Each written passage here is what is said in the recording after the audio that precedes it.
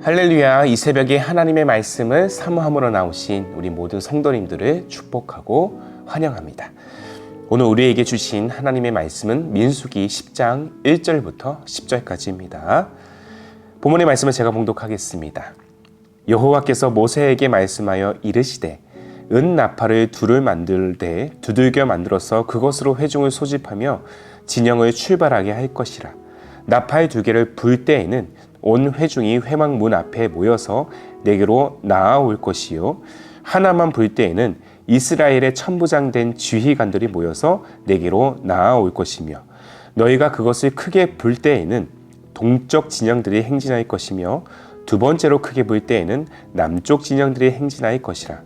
떠나려 할 때에는 나팔 소리를 크게 불 것이며 또 회중을 모을 때에도 나팔을 불 것이나 소리를 크게 내지 말며 그 나팔은 아론의 자손인 제사장들이 불지니 이는 너희 대대의 영원한 율례니라.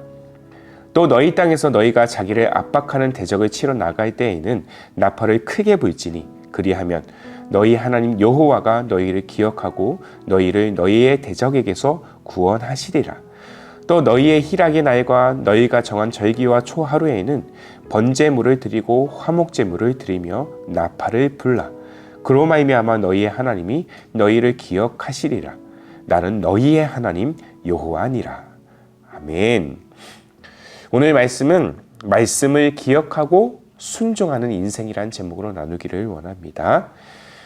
지금도 존재하는지 모르지만 제가 군대에 있을 때 군 복무를 했던 시절만 해도 기상 나팔 소리가 있었습니다.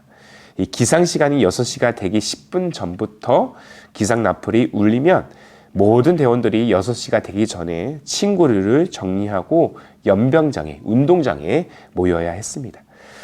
저는 개인적으로 이 제대하는 날을 제외하고는 군생활 내내 이 기상 나팔 소리가 참 싫었습니다. 어쨌든 군대에서 이 기상 나팔 소리는 하나의 신호와도 같습니다. 나팔 소리 하나에 이 대한민국 전 군인이 잠을 깨고 일사불란하게 움직이는 것을 보면은 그 신호를 알고 기억하며 그 신호대로 행동하는 것이 얼마나 중요한 것인지를 알게 됩니다. 자, 시대를 거슬러 올라가면 수많은 전쟁을 치러야 했던 우리 민족에게 나팔은 없어서는 안 될 기가 막힌 도구였습니다. 자, 흔히 전쟁을 소재로 다룬 영화나 드라마를 보면은 진영을 갖춘 군대가 적군과 마주할 때 이 지휘관이 적군이 움직이는 그 타이밍을 본 후에 공격할 때가 찼을 때 이렇게 소리를 지르죠. 나팔을 울려라. 나팔의 역할은 앞서 제가 언급한 바와 같이 일종의 신호와도 같습니다. 조선시대까지는 통신장비가 전무했기 때문에 나팔을 부는 나팔수가 통신 역할을 감당해야 했었습니다. 이 나팔 소리의 길고 그 짧음에 따라서 또 횟수에 따라서 병사들이 움직여야 했던 것이죠. 지휘관의 육성으로는 대규모의 진영을 갖춘 군 전원에게 전달하는 것은 매우 불가능했고 입에서 입으로 전달되는 것 또한 긴박한 상황이 거듭되는 이 전쟁의 상황 속에서 오히려 지연이 되고 방해가 되기 때문에 정군을 하나로 결집시키고 빠른 시간 내에 전열을 갖추기 위해서는 나팔이 필수적이었다는 것이죠.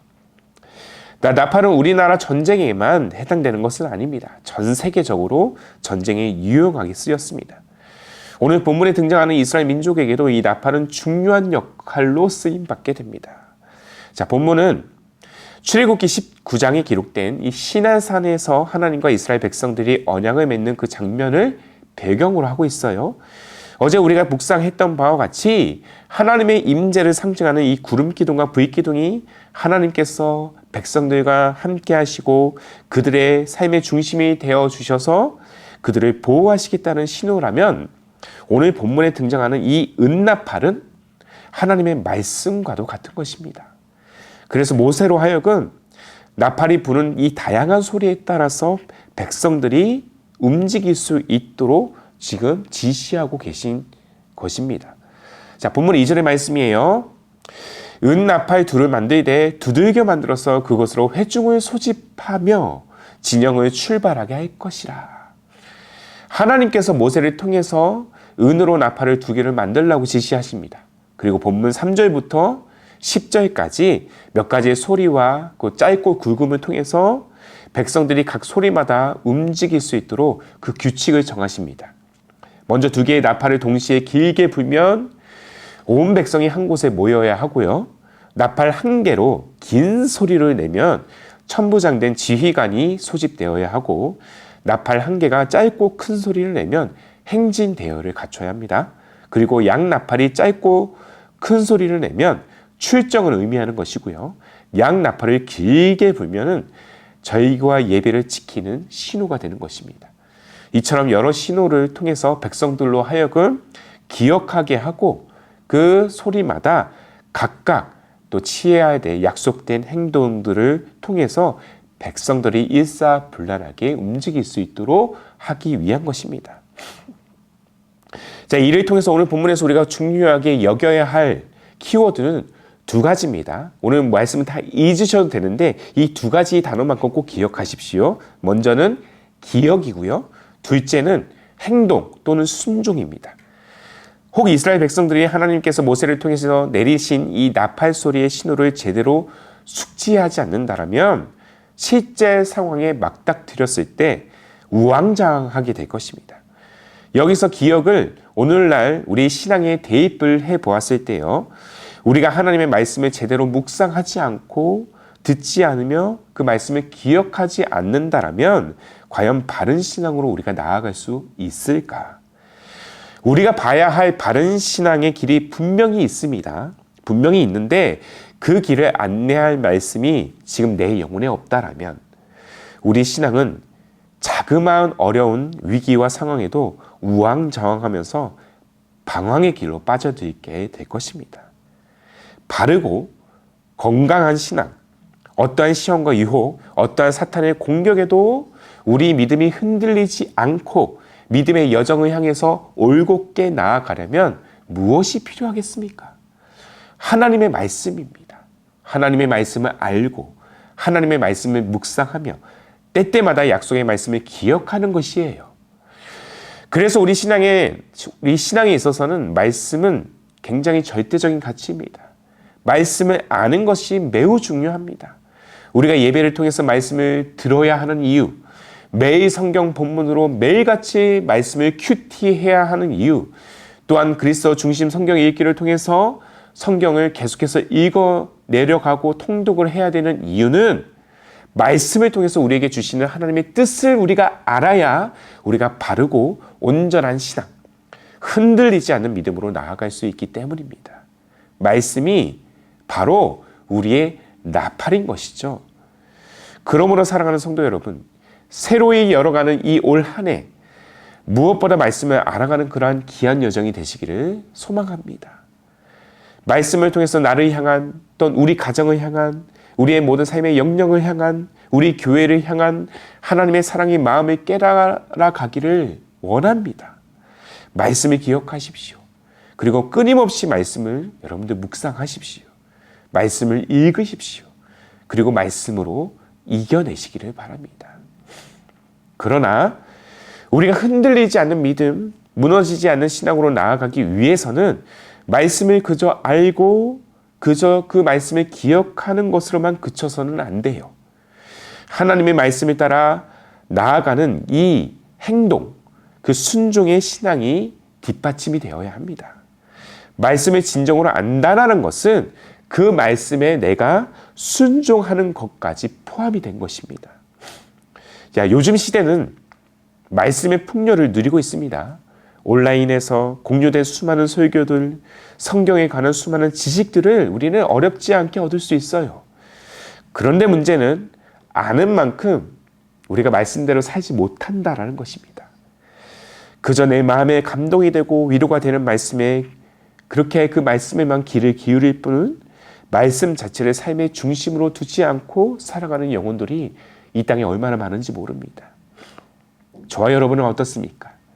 하나님의 말씀이 우리의 삶의 기준이 되고 있습니까?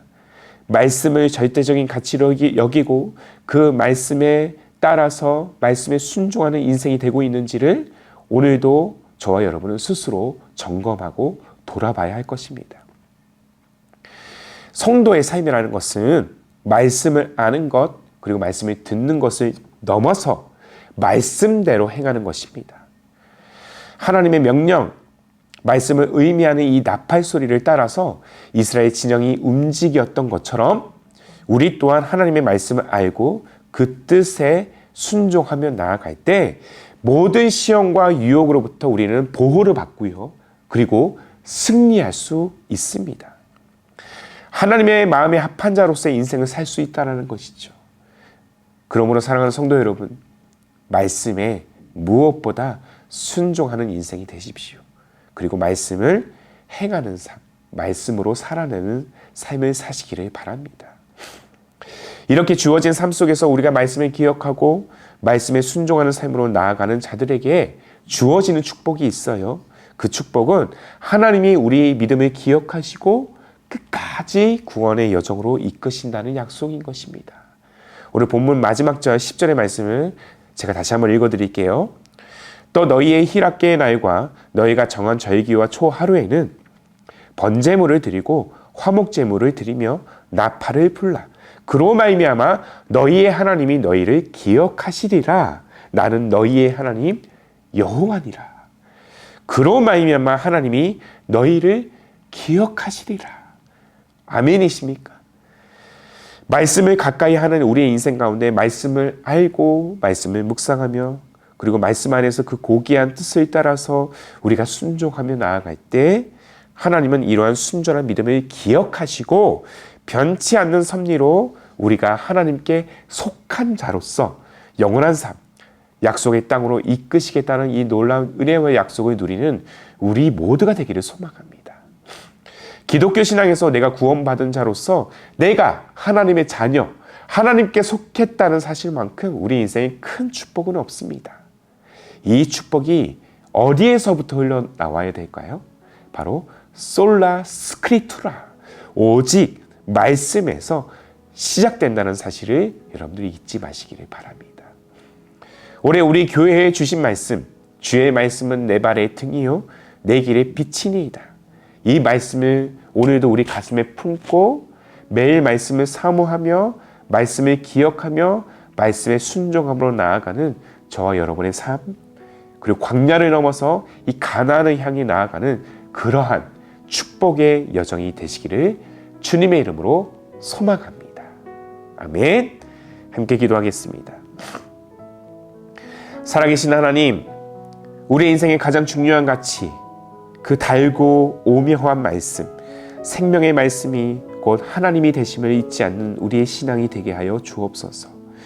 주어진 삶에서 말씀을 알고 말씀을 깊이 묵상하며 말씀대로 행하는 그러한 여정이 되기를 원합니다. 때때로 우리의 영혼은 말씀을 안다고는 하지만 세상을 향한 그 욕심으로 인해서 또한 나의 교만함으로 인해서 말씀을 멀리하고 말씀대로 살지 못했음을 또한 고백합니다. 이러한 우리의 연약함을 주님 용서해 주시고 올 한 해 우리 교회에 주신 하나님의 말씀, 주의 말씀은 내 발의 등이요 내 길의 빛임을 우리 가슴에 다시 한번 품고 오직 말씀이 내 삶의 중심이 되고 가장 절대적이고 최우선의 가치로 그렇게 말씀을 알고 말씀을 행하는 삶이 될 수 있도록 성령이여 나를 인도하여 주옵소서. 무엇보다 말씀을 통하여 하나님의 그 변치 않는 사랑과 헤아릴 수 없는 섭리를 경험하고 누리는 우리의 삶과 우리의 가정과 우리의 기쁨이 되는 교회가 되도록 인도하여 주옵소서. 그렇게 우리의 인생을 말씀으로 인도하실 우리 주님 예수님의 이름으로 기도하옵나이다. 아멘.